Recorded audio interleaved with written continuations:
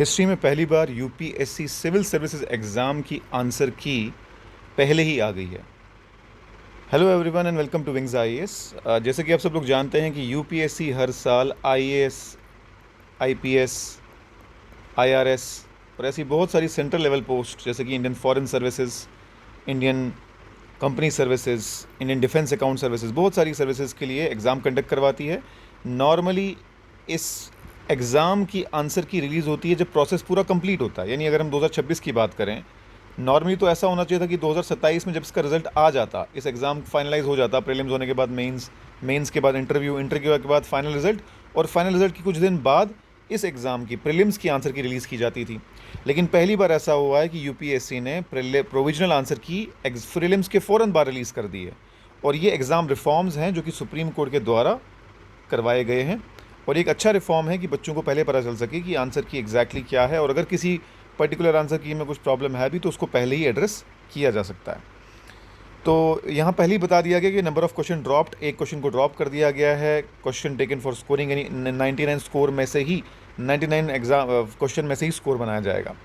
ये जीएस की आंसर की है, जिसको जीएस 1 के नाम से या पेपर 1 के नाम से यूपीएससी बुलाती है। इसी तरीके से सीसैट, यानी जिसमें मैथ्स, रीजनिंग और इंग्लिश होती है, उसकी भी आंसर की रिलीज़ की है।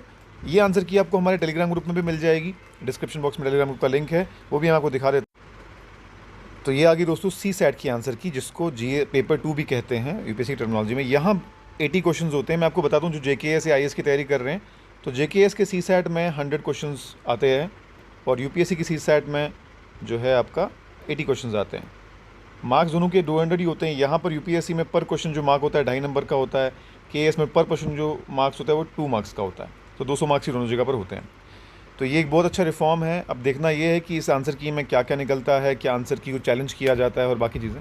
आप में से जो लोग भी नए एग्ज़ाम के लिए प्रिपेयर कर रहे हैं, अगर आपका टारगेट जेकेएएस 2026 या यूपीएससी 2026 है, तो विंग्स उड़ान इन कोलैबोरेशन विद शून्य IAS is bringing new batches, जो हमारे 1 जून से शुरू हो रहे हैं। डिस्क्रिप्शन बॉक्स में गूगल फॉर्म का लिंक है, आप उसको भर सकते हैं।